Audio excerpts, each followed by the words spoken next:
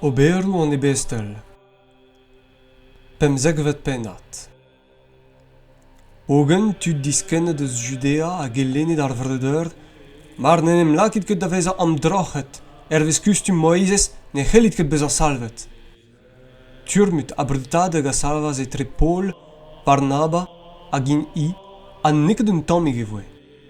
Neus e vo divizet e pinfe Paul a Barnaba a ginien nou al eus ouez da gaout an ebestel hag an enaourdion e Jerusalem diwar ben ar gunense. In eta lak den ent gant an ilis a dreuz as Fenicia a Samaria en ur zan evella distro ar baganet ouz doue, a kalz a levenez a zegasen gant sed an ol vreudeur. E rue de Jerusalem e voen degemerd gant an ilis, an ebestel hag an enaourdion, hag e tegemen jon kemmen en devoa doue gret drezo. Met sevel ar deaz en oennep inien nou eus kostezen ar farizianet a oa deuet d'ar feiz. Lavarout ar rein e oa ardet am drocha tud ar broadou a gouc'hemmen dezo mirdout lezen voizez. En em vod ar deaz neuze an ebestel hag an enaourdion da sellout a dost ouz ar gudense. Goude en em guzulia e pat pel, per da savas da lavarout. Brother, c'hwi a war penons a dalg an devezioù kenta en eus doue ma dibabet en outouez. Evit ma kleffe ar baganet eus ma gennou ma unan komz a c'helloumat a ma kretfein. A doue an a vezer a c'halonou en eus roet testenia a duganto, dre rei dezo ar spert santel ken koulz a dimni.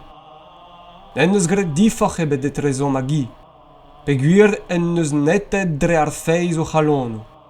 Bremañ eta, per hag e lakit doue en aprou en ur samma war choug an distkiblet ur yew, nom ket bet gwez da zougen na gontadou na ni on unan. Met dre c'hraz an otrou Jezus eo e kredet an bezañ salvet en evelep douarde a gin o unan. Tevel ar deaz an engruez a bez, hag e chelaou Jean, Barnaba a Paul o tezerdevel an ol sinou a berzudou en devoa doue gret drezo e touez ar baganet. Pa ouezet ganto da gomz, jakez de dro en em lakaz de lavarout.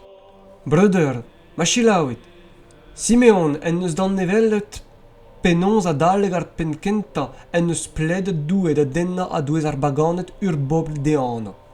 Ad an drase e ken son komzou an duganerdion evel ma zeo skrivet, goude se teuin en dro hag e c'hat savin telten David hag a oa kouezet. I dismantrou a savin, al lakad ar din en dro en e flom. Evel ma vo klasket an otrou gant ar peurgest eus an dud hag an olvrdoadou de diet dam anno, a lavar notrou al lag an traouse da vezan a vezet a viskoaz. Setu per hag e varnan men ned ler ket degasi a reus ar broadou en em dro ouz doue, met epken ez eus da gemmen dezo diwerdi an traousotret gant idolennou ar riboderdez a c'hik mouget hag ar goat.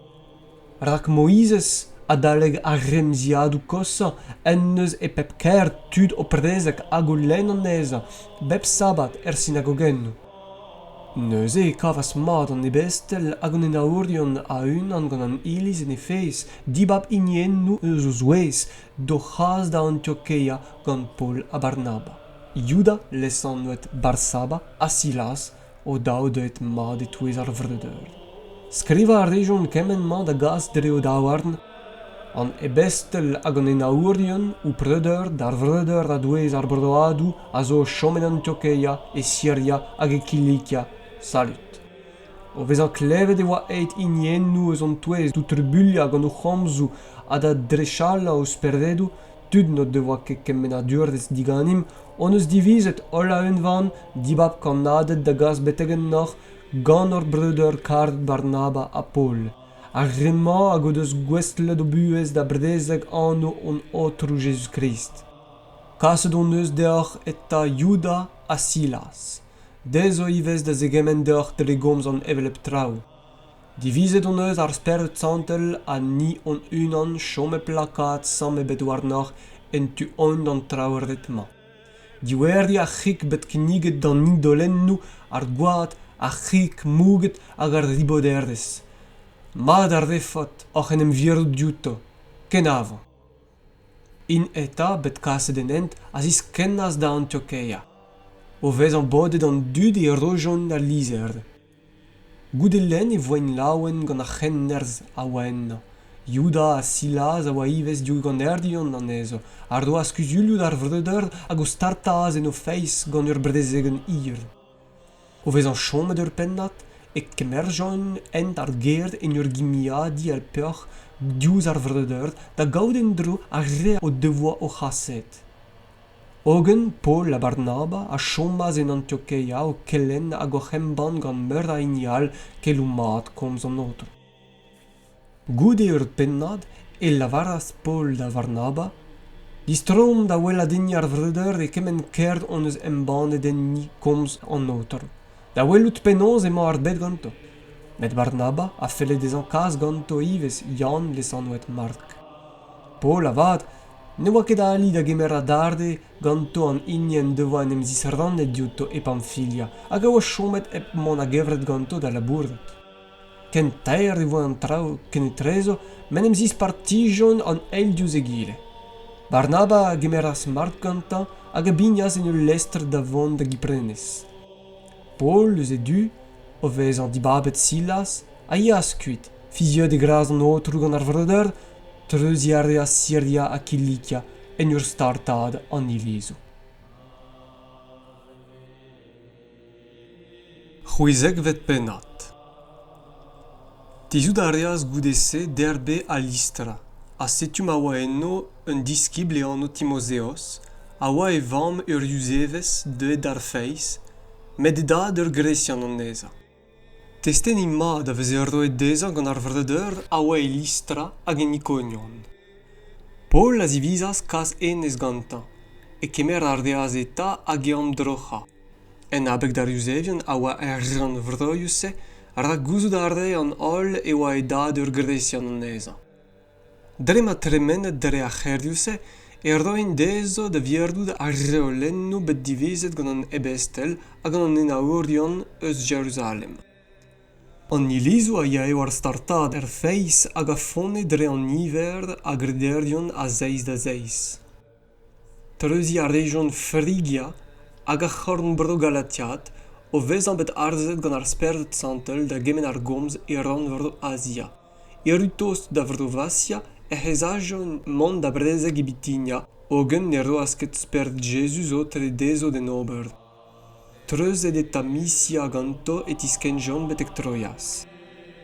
E pad an nonz, Paul en devoe ur weledigez.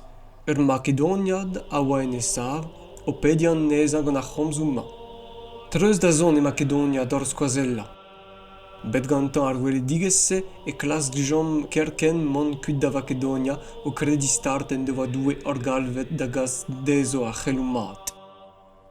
Savet in ur vag e Troiaz e verdejom wardeun da Samotrake, hag en devez wardlech da Neapolis.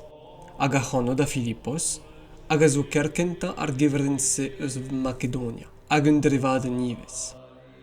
Chom ardejom gerse da dremen un nebet devezio. Da zeiz ar sabad e zejom mez eus tordiou kerd ou a ribl ur sterd e lech ma veze gred ar beden.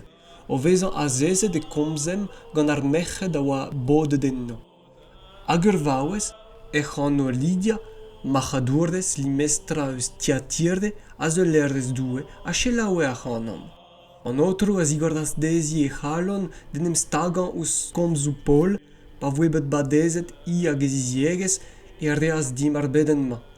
Ma varni dezon me ur grederez d'an outro, deuet da chom emzi, hag ur redi a ar reaz.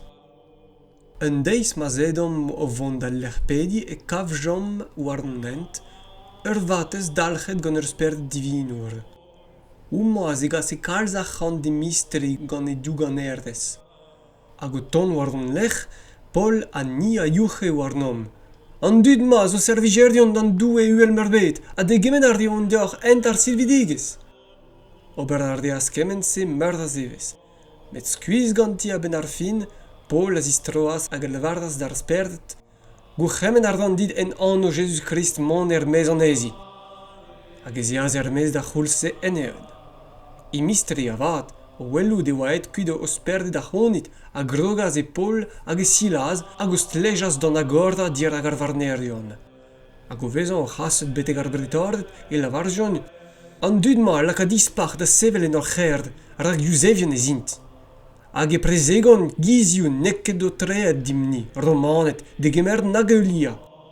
An engru ez en em savas, en oenep, hag ar breditordet o vezan laket di framma o diliad diwarno a c'hoc'he mennaz o c'hel a strenna. Pode voez koet ganto ur c'halz a dolioù e toljon an ezo en toulbach en ur c'hoc'hemmen da rener ar prizon o diwalgant evezh.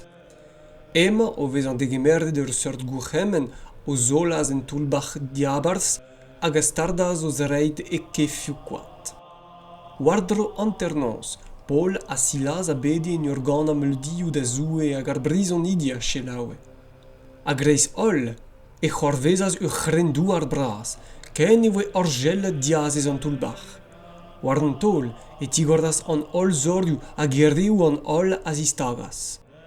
Di unet gant-se, ar rener ar prizon, pa welas digor dorioù an toulbach, a dennaz e gleze gant ar sonj den em laza o kredi o a techet kud ar prizon idi. Met Paul a grias dezan gant ur vouez greñv, na ket d'ober droug dit te, rak ol ema o mamma. O vezan goulennet goulou e teuas neuzet a ret den em deurdel o krena e arz treit Paul a Silas. Agus o c'haz meiz e lavard a zouto, o trounez, petras ur ret din ober evit bezan salvet. In ar despontas, kred en otru Jesus, hag evi salvet, te a da diegez. Hag displegjon dezan komz an otru, ken koulz a da re ol a oa enet di. Hag o vezan o c'hemerdet gantan d'an eurse eus an nons e wel c'haz o golioù. A war an tol e voe badezet eo hag e ol dut.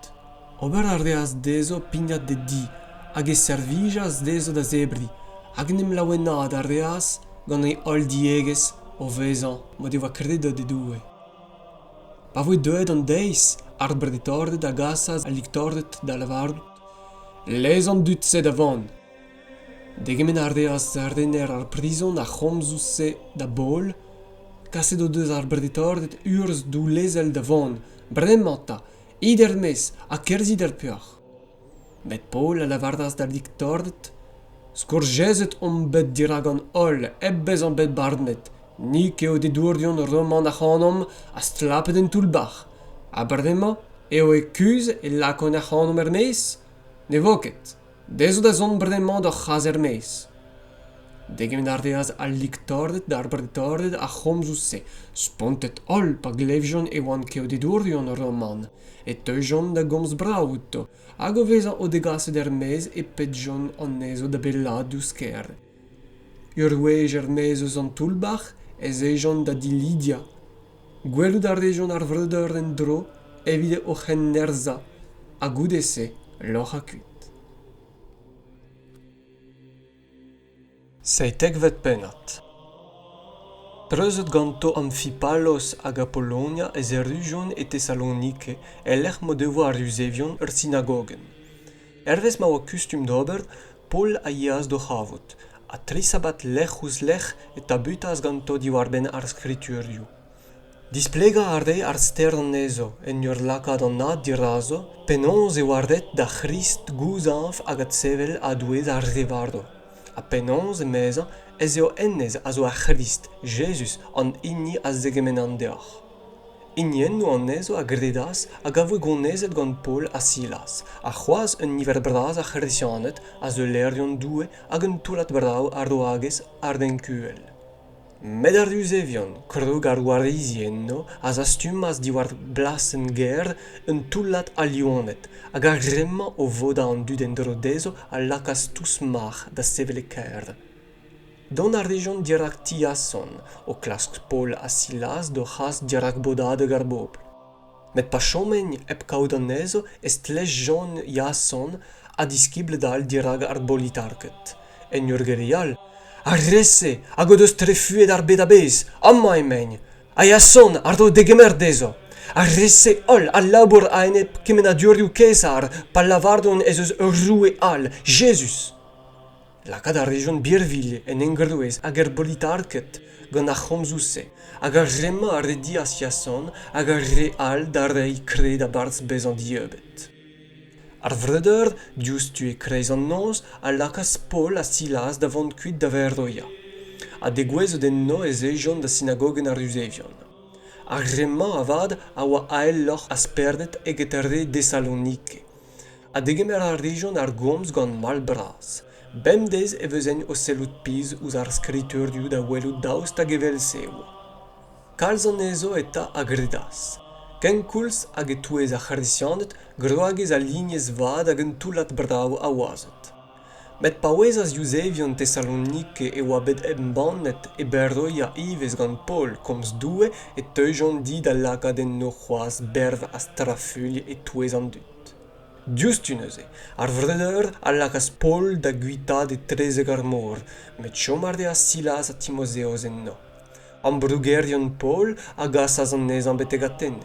A distre ar dejon gant ar gourc'hemmen evit Silas a Timozeoz, da zon a c'henta ar gwell ar betegenna. Tramet o Paul en Atene ouz o gortoz, e save drogen esperdet pa wele an ol idolou a oa leun ar gerse ganto.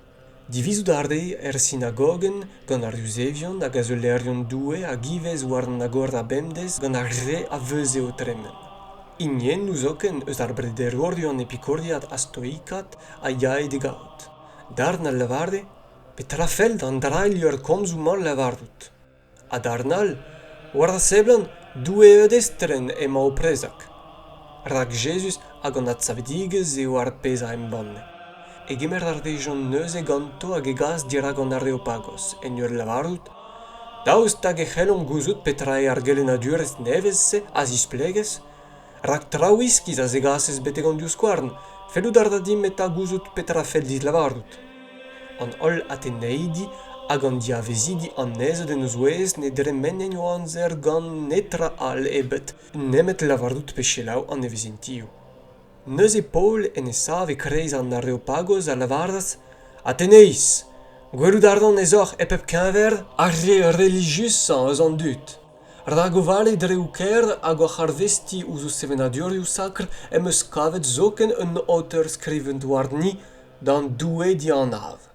Ar pez a lidit eta, eben an aout, eo an drase a fel din kemendoc'h. An doue hag en eus gred ar bed a kemen a zo enna, mestr mazeo d'an neu a d'an douar ne manket o chom en templou gred gant daouar an dut. Ha neke ken nebet gant daouar an tud e vefe servijet evel pen divije ezan trapedra pemman e unan o reid an ol buez hag alan a peptra. Diwar an den epken en eus gred ol ouen an dut, hag o laket da chom war an douar a bez. Merket en neus an dud urz amzerioù ar bloaz hag ar zou o an ezadur. Dezo da glas doue a da c'halou dre forz ta stornat e gavout. Evit gwir, ne manket pel diouz pepigna c'hanam. Ragenna eo e vevam, e fivam, hag e maom o vezan evel mod eus lavarde divez inien eus ar varzet a zo deoc'h. Eus e ouen e zom ivez. Peguer vezom eta eus gouen doue, ned leom ket sonjal ez eo an doue ellez envel ouz aour pe achan pe ven stummet gant ars a gijin an den. Met setu doue an kouaet gantan an amzerioù se a ziouiziegez o tegemen bremañ an ol dud e pep ler kaout keus, rak divizet en neus un deiz mat le barnen na ar bed a bez gant reiz der dre an den en neus merket a kretaet dira gant ol gant ne atsavedigez a douez ar revardo. Klevout mennek eus a tsaou ar revardo, ar rema, ar re gwab, ar re al a lavarde, da glevout ar daim diwar ben se ur wechal. Evel se eo ez e az Paul dioto. Koulskoude enienno ur zarroazet en em stagaz outan hag a gredas en o zouez denez an Areopagiat ur vaouez e c'hanno dan mardis ar re o al ganto. Triwervet pennat. Goudese, Paul, kuitet Atene gantan, a zeuas da Gorintos. Eno e kavaz ur iuzeo, e anno Aquila, genidig eus ar Pontos, nevez deuet eus Italia, gant Priscilla, eroek, da eul gourc'hemmen Claudios dan ol Iusevion da vant kudet Roma. Paul o dar empredas, hag en abek men devoa an evelep micher ganto e chome en ozi da labourda da gevret. Ar da goberdurion tel tennu e oan drevicher. Prez a garde synagogen bep sabat a klas goni Iusevien agressionet. Met pa voe de gwezet Silas a Timotheos o ton eus Makedonia en em westlas Paul a gren dar prezegerdes o testenia dar Iusevien e oa Jesus a Christ. Ogen, dirago en ebies, hag o blasfemu, e rejas esilia dutto hag e lavardas, ou quad da vezan war ou pen, din nam on me, a di war vremañ e zin d'ar baganet. Neuze o vezan et kuit ar hano ez eas da di un den anouet Titios Justos, ad order doue, a oa e di arp ouz ar synagogen. Crispos, ar dinner ar synagogen, a gredas en otru gant e ol diegez a kalz korintidi o klevout Paul a grede hag a vez e badezet. Un nonz vez e lavardas an otru dre weledigez da bol, ar rabat dit kaout met komz an a davket, ar rag mez o ganit, a den ne lako e zord war nout d'ober droug ditte, ar rag ur borb niverdus a dud a zo din germa. Chombardeaz en no bloaz a c'hwech mis, o kellen en o zouez komz doue. Da c'houlz met o galion proconsul bro a Haia, en em savas a unan ar Iusevion a en e Paul. E gaz ar region dirag al lezvarn en ul lavardout, emo a glas gonit an dud a azoli doue n'un doare kontrol da lezen. Edo Paul vont da zierdi e c'hen ou pa lavardas galion dar Iusevien, ma vije men eus ur felladen pe ur gwardol bennak et eg emergen ou klem Iusevien, evel ma zeo reiz.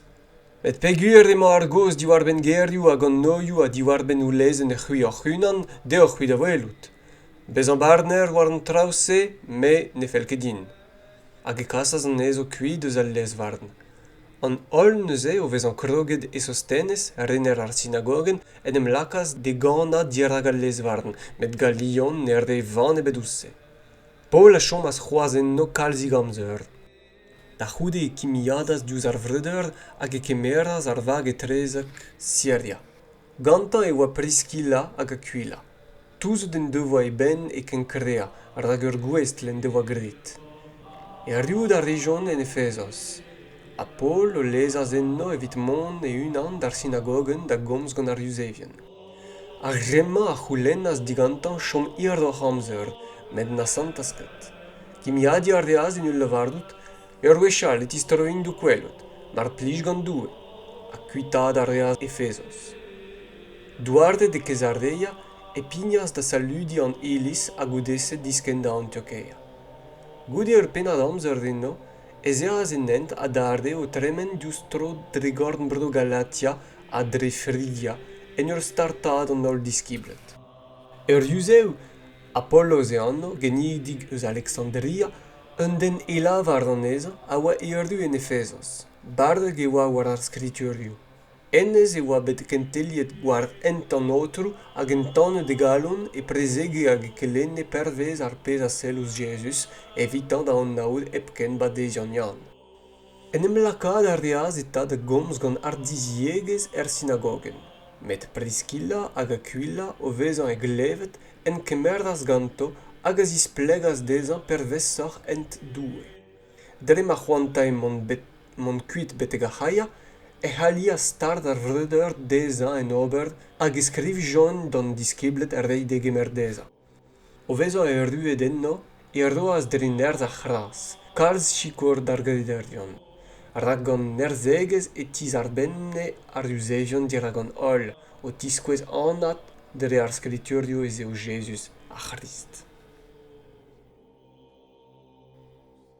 Naontek vet penat. E keit amedo Apollos e Corinthos, Paul, treuzet gantañ ar gorebro, a zis troaz da Efezos. Eno e kavaz un nebet diskiblet, hag e lavardas dezo, daoust hag ar speret santel oc'h eus de resevet, por eus degemeret ar feiz? Hag id ar respon, met non eus klevet zoken e vefe ur speret santel? E pesat stum neuze e mezan, oc'h bet badezet? Hag e lavarjon, badezian yan on eus bet. Paul a respontas, Yann en eus ordoet ur vadezion a geuzidigez, o lavarout ar bob kredi en inni a zeufe war e lec'h, da lavaret de e Jesus. O vez an klevet se e resevjon ar vadezion en anno an outro Jesus. A neuze, Paul o vezan a stennet eus awar warno, e teuas warno ar Spirit Santel, hag en em lag join da gomz Jesu a da ziugana. E trezo ol ar oazet se a oa un dousen benag an ezo. Mon ardeaz d'ar synagogen, hag enno e komzas gant ar dizieges e patrimizvez. Prez a gardei di war ben roantelez doue o klask goni d'ar sperdedu. Met en abeg da iniennu a chom e kallet a diskredig o walgoms eus an ent dir ag an dut, echen em zis rannaz diouto e sachas a gostez e ziskeblet hag nem lakas da brezak bemdez e skol tiranos. Kemen se abadas dav loaves, ken e klevas ol an ezerdion Azia, ken Eusebion, ken Grecianet, komz an outr. A burzudou dreist voutin ar da edou e drez awar an Paul. Ken e veze a walch zoken lakad war ar glanvourdion mouchouerdou pe lienennou o devoa stoket ouz e gorf evit ma pe lafedouto a chlavedou a ma zafekuit an droug speredou. Met iniennou eus an argaserdion diaoulet yuzeu o vondon dre arvro, a glas kazivez distagan war ar re o devoa droug sperdedou anno an outro Jesus en ul levardout. O kourfedi ardan dre ar Jesus se emañ Paul o predezeg an eza. A bez eo a seiz mab dur pen vellek youzeu e an oskeva o c'hober de velse. Met eil gerdia ar deaz dezo an droug sperdet. Jesus a an avezan, a Paul e c'houzon pioue, c'hwi avat, piouar. Hag o lammat ganto an den edo enna an droug sperdet ar deaz e vestre warno an eil goud e gile. A kemen e oal gasaz an ezo ma zeo en noaz a gloazet ol ma terjon diouz an tisse. An drase a zeuas da vezan an avezet gant an ol dud o chom en efezos. Eusebion pe c'hardesianet hag e savas aon gant an ol hag e voe meulet braz anno an outro Jesus. Kalz eus ar re o devoa kredet a zeuet a anzau a da zisklerdia o gwaloberdo. Un toulat bradaou eus ar re o devoa gret tolioù ud a zegase o leordioù da zevit dir an ol. Istimet e voe ar prediz an ezo, hag e voe kavet et alveze anterkan mil pez a chant. Evel se dre c'hallout an outro e zae ar gomz war griskia war grinvat. Goude an ol d'ar voudou se e lakas Paul en esperdet tremen dre Makedonia hag Achaia evit mont da Jeruzalem. A lavarout d'ar goude ma vin bedenno e vordet din gwelout Roma ivez. Kaz ar deas neuze da Makedonia daou eus e skoaz e lerdion, Timozeos hag Erastos, a chom ar deas ur penat c'hoaz en Azia. War dro a c'houlse eo e c'hoarvezas dispar, un an braz en abeg d'an ent. Un den an oet Demetrios a oa un orfebour an neza hag a oberdie templo a chant da Artemis, a bourchase gant se de vicherourion gounidou noan ke dister. O bodan ar deas, ken koulz hag ar re a save laborioù evel hag e lavardas dezo, gwazet, gous d'ardid eo an oberderdez se ar do dim on ezamant. A setu, gwelout ardit, klevout ardit penaos neket epken en Efezos met ogoz en Azia a bez, en neus ar polse gounezet a sachet war e lec'h ur mardead a dut o tisklerdia neket oued a re a vez gret gant daouar nan den. Risk lazo, neket epken evidom na zeufe diskret war ar micherd, met ivez eo santu al an douez veur Artemis a zo e riskl da vez an kontet vit netra, da c'hortoz na vefe diskaret braster an inni emma Azia a bez hag an ar bet ol o keella an ezi. Diwar da c'homzou se leun a gonard e yourent. Braz e Artemis an efezidi. Leunit e voe kert gant ar veskadek hag an ol en em strinkaz a unan war-zu ar c'hoariva en ur sacha ganto ar Makedonidi, Gaios hag Aristarchos, kompagnionet Paul. Paul avad a fell dezan mont dirak bodadeg ar bob, met an diskiblet ne lez jont ket an nez an d'ober. Iniennou zoken eus an aziarket hag a oa mignonnet dezan, a gasas tud betek enna de bedi da chom eben nem lakad en argol er c'hoariva. Dar na youche an drama, dar nal an drahon. Rag ne oa ar vodadeg nemet kemmesk. hag an darn vuian e ouien ket pe evit trao devoa en emvodet. Neuze, tud a douez an engruez a lakaz Alexandros da van ar du zevien ouz e vunta war-drok. Alexandros o vez an gret sin gant e zorn a glaske displega e sonj dirag ar bopl, met pa wez jod e oa ur zuzev an eza, en em lakaz an nol da grial a un vouez e pad an diou ur vez bennak. Braz e Artemis an Efezidi! Ar sekretour fin o vez a abaskaet an engruez a lavardas. Efezis, piuta eo an den ne oar ket ez eo kert Efezos mirourez templ Artemis braz hag ez keudenn kouezet eus an neo. Pe gwir eta ema an traouse a eus da bep tabut eo dlet d'or chom sioul eb ober netra dievez. De gaset oc'h eus ar oazet ma, met no deus gret netra disakr, na lavardet blasfemebet e kenver an doueez.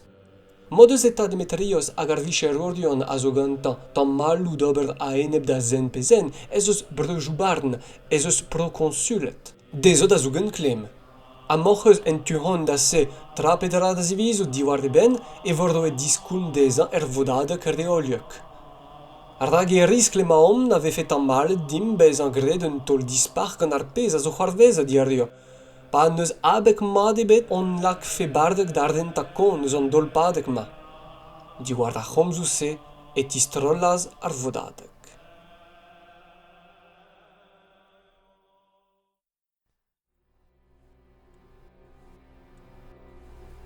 Echuom gant ur beden evit Breizh. Breizis, kwezom d'an daoulin hag ep falgaloni, pedom Jesus da gemer truez ouz ur broni. Breizh diskaret, ur pillet ne beutoc'h askedo. Wardodou a c'hornaouak, na dinval e veuzo. Breizis, pedom a galon, ma vo at savet Breizh, en e c'her, evel gwechal, gant e yez hag e feiz. Eb feiz gristen brouioù ne c'hellbez an urzh ebet. Eb brezonek, ken nebet ne c'hellbez an Breizh ebet.